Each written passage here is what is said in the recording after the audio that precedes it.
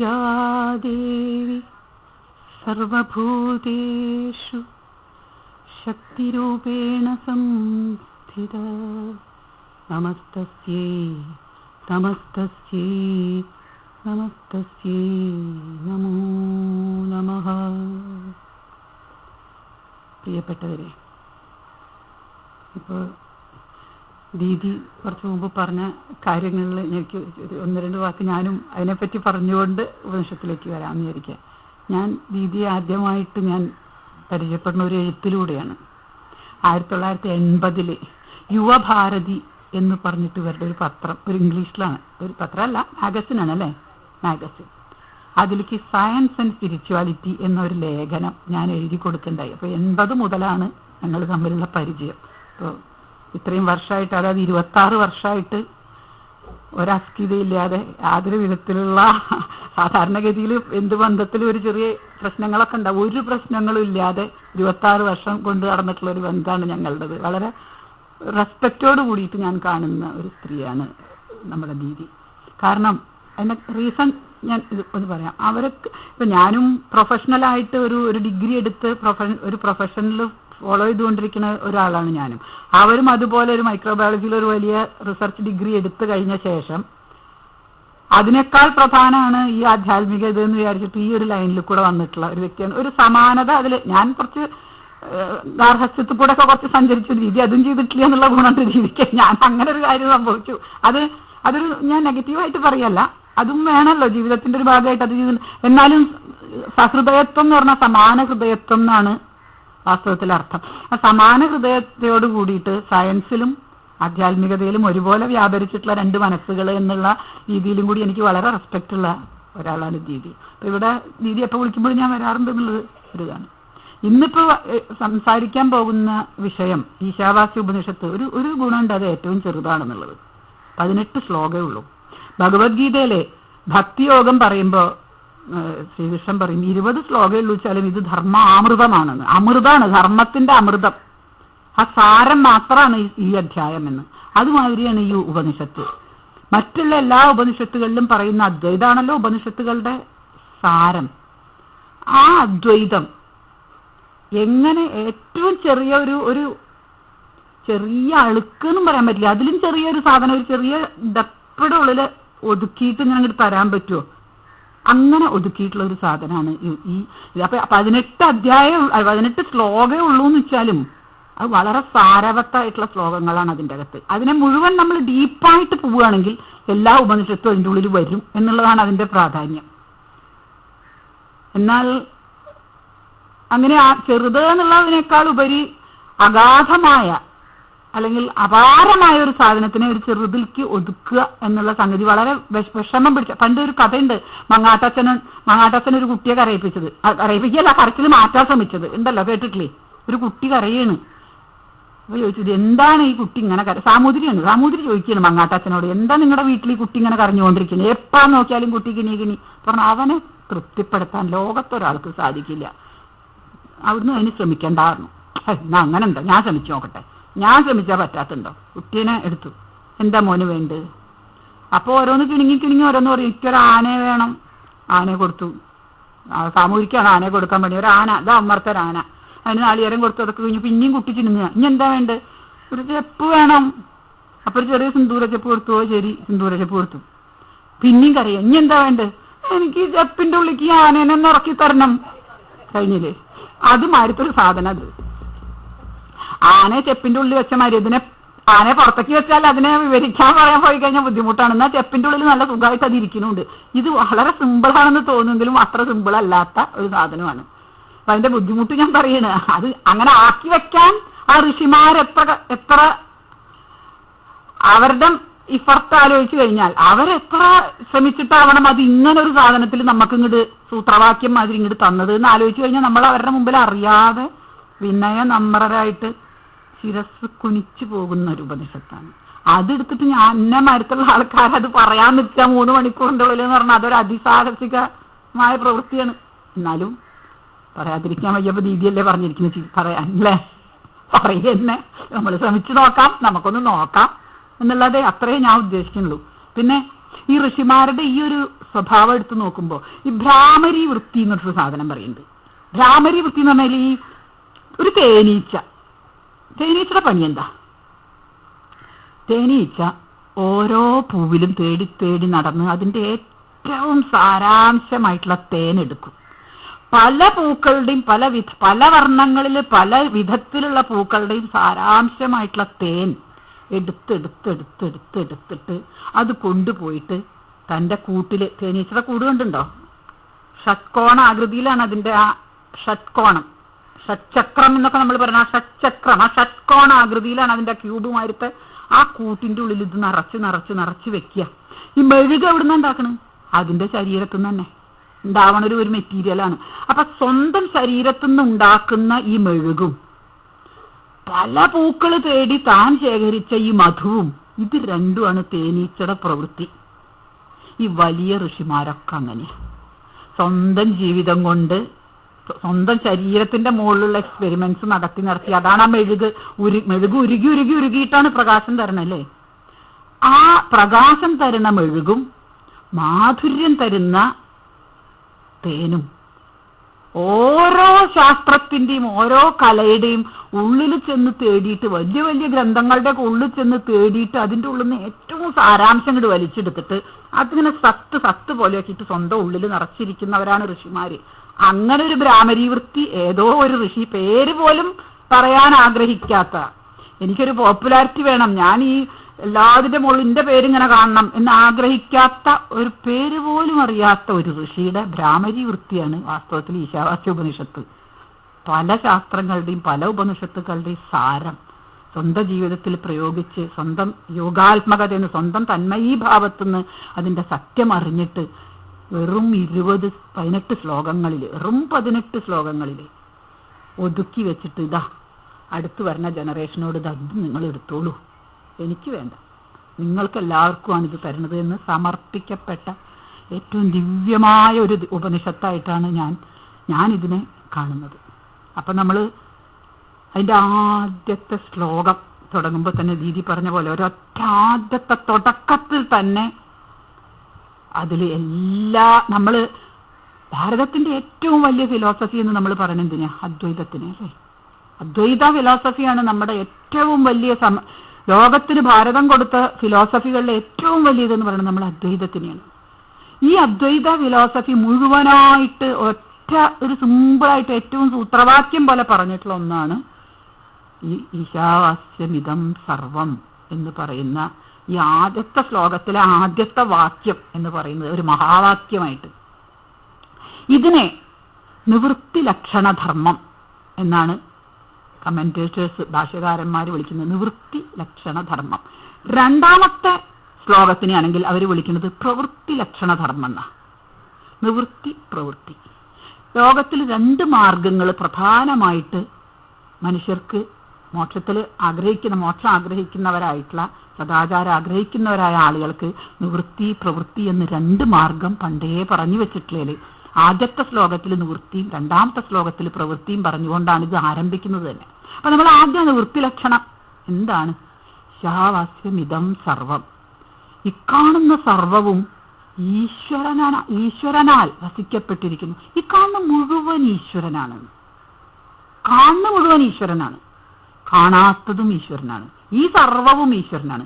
കാണപ്പെടുന്നതും കാണപ്പെടാത്തതുമായ, വ്യക്തവും അവ്യക്തവുമായ, സ്ഥൂലവും സൂക്ഷ്മവുമായ സകല വസ്തുക്കളും, ഈ ജഗത്ത് മുഴുവൻ, അതാണ് ജഗതാം ജഗത്.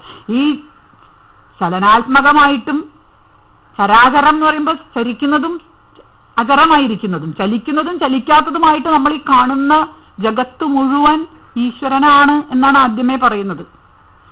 എന്താണ് ഇപ്പൊ ഇതിന് ഇത്ര ഒരു പ്രത്യേകത? നമ്മൾ ആദ്യം അതിനെ ഞാൻ പുരാണങ്ങളിലേക്ക് കൂടി ഇടയ്ക്ക് പോകുന്നത് ഇതിന്റെ അർത്ഥം എങ്ങനെ പുരാണങ്ങളിൽ കൂടെ പറയുന്നു എന്ന് കാണിക്കാൻ വേണ്ടിയാ. പ്രഹ്ലാദന്റെ കഥ എടുത്താൽ ഇതിന്റെ ഈ അർത്ഥം മുഴുവൻ അതിൽ നമുക്ക് കിട്ടും. പ്രഹ്ലാദൻ, ഹിരണ്യകശിപു എന്ന് പറയുന്ന ഏറ്റവും വലിയ സ്വേച്ഛാധിപതിയായ ദാനവ രാജാവിന്റെ, ഞാനാണ് ദൈവം, വേറെ ആരും ദൈവമില്ല, ഞാനേ ദൈവമുള്ളൂ, അഹം ബ്രഹ്മാസ്മി എന്നുള്ള എൻ്റെ മറ്റേ ഏറ്റവും ഏറ്റവും അങ്ങേറ്റത്തെ എക്സാമ്പിളായിട്ടാണ് മൂപ്പര് പറയുന്നത് ഞാനാ ദൈവം എന്ന്. അഹം ബ്രഹ്മാസ്മിയാണ്, നമ്മളെല്ലാവരും ദൈവമാണ്. ഞാൻ ദൈവമാണെങ്കിൽ നിങ്ങൾ ഈ ഇരിക്കണവരെല്ലാവരും ദൈവമാണെന്ന് പറയാനുള്ള ബുദ്ധി ഹിരണ്യകശിപുവിന് ഉണ്ടായില്ല. ഞാനേ ഉള്ളൂ എന്ന് പറഞ്ഞ ആ അഹങ്കാരത്തോടു കൂടി, അപ്പോഴാണ് ദാനവത്വം വരണതല്ലോ, അസുരത്വം, സെൽഫിഷ്നെസ്. അങ്ങനെയുള്ള ഏറ്റവും സെൽഫിഷായ ഒരു രാജാവിന് ഒരു കുഞ്ഞു ചെറിയ ആ രാജാവിന്റെ ജീനുമായിട്ട് ഒരു കുഞ്ഞുകുട്ടി. പക്ഷെ ഈ കുട്ടി എങ്ങനെ വളർന്നു? ആ കുട്ടി ഗർഭത്തിലിരിക്കുമ്പോ എന്താ അവൻ കേട്ടത്?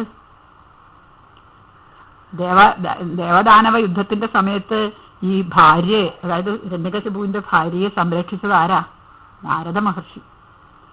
ഈ കുഞ്ഞ് ഗർഭത്തിലിരുന്നു കൊണ്ട്, അമ്മയുടെ ഗർഭത്തിലിരുന്നു കൊണ്ട് ദിനംപ്രതി കേട്ടുകൊണ്ടിരുന്നത് നാരദ മഹർഷി സപ്തസ്വരങ്ങളെ കൊണ്ട് പാടുന്ന ഹരിനാമ കീർത്തനങ്ങൾ കേട്ടുകൊണ്ടാണ് അമ്മയുടെ ഗർഭത്തിൽ ആ കുട്ടി ഇരുന്നത്. പകുതി ഇങ്ങനെ പാടിക്കൊണ്ടിരിക്കുമ്പോ അമ്മ ഉറങ്ങി.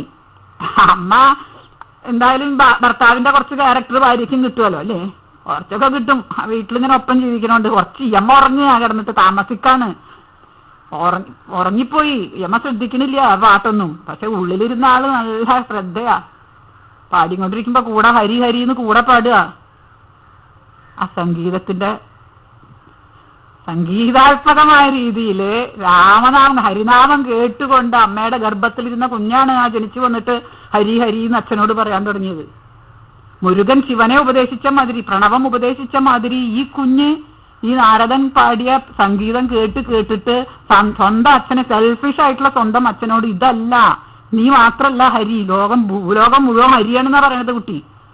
അപ്പൊ ദേഷ്യം പിടിച്ചിട്ട് മകനാണെങ്കിൽ പോലും ആ ഈഗോ കാരണം കൊണ്ട്, സ്വന്തം മകനാണ്, സ്വന്തം രക്തത്തിൽ ജനിച്ച കുട്ടിയെ മലയുടെ മുറിന്ന് തള്ളിയിടുക, സമുദ്രത്തിൽ കൊണ്ടിടുക, വിഷം കൊടുക്കുക. നോക്കൂ മനുഷ്യന്റെ ഇത്.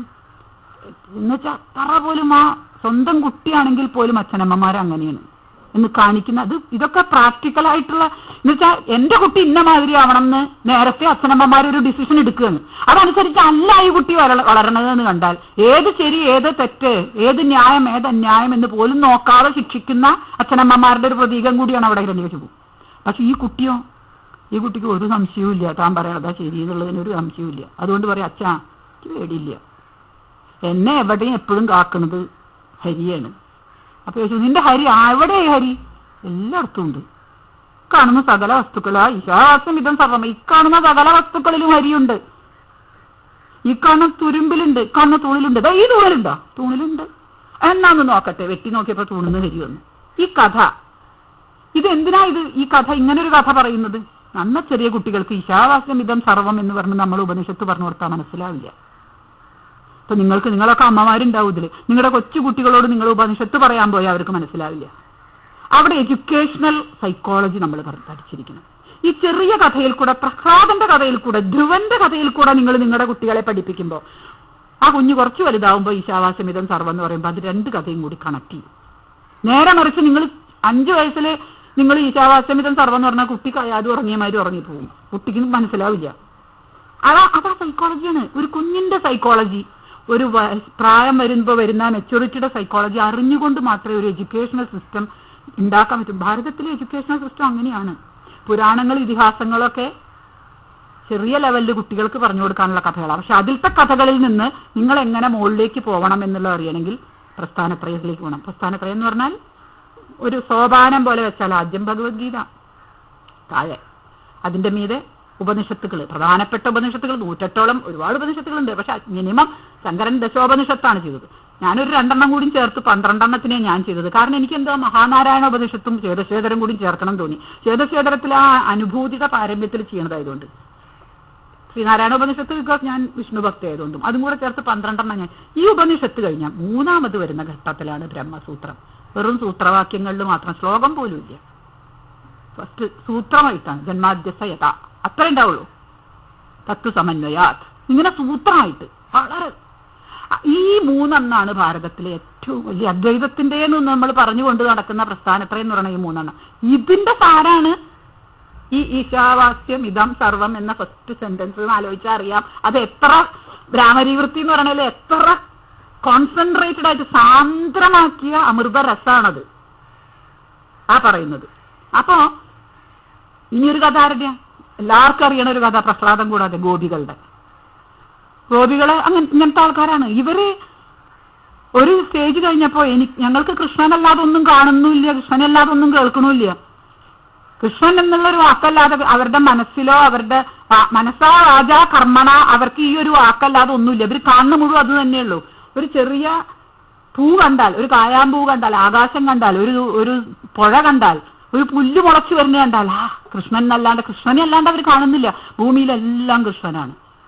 കൃഷ്ണനല്ലാതെ അവരൊന്നും കാണുന്നില്ല. ആ സ്റ്റേജ് ടോട്ടലായിട്ടുള്ള ആത്മനിവേദനത്തിന്റെ സ്റ്റേജിൽ നിങ്ങൾ എങ്ങനെ അനുഭൂതി രസം അനുഭവിക്കുന്നു, അതിനെയാണ് നമ്മൾ ശരിയായ അദ്വൈതം എന്ന് പറയുന്നത്. ആ പൂർണ്ണമായ തന്മയീഭാവം, ഉപാസനാമൂർത്തിയോട് പൂർണ്ണമായി തന്മയീഭവിക്കുന്ന ആ ധ്യാന സമാധി എന്ന് പറയുന്ന അവസ്ഥ അപ്പോഴേ എത്തുന്നുള്ളൂ. ഗോപികമാരാരും നമ്മളിപ്പോ പല പുതിയ എഴുത്തുകാരും പറയുന്ന പോലെ ഒരു ജാരനെ തേടി നടക്കുന്നവരല്ല എന്നുള്ളതാണ് ഞാനീ പറയുന്നത്. ജാരനല്ല, ഒരു വ്യഭിചാരമല്ല അത്. അതൊരു ഏറ്റവും വലിയ യോഗിനിക്ക് മാത്രം സാധിക്കുന്ന ഏറ്റവും വലിയ സിദ്ധവിദ്യയാണത്.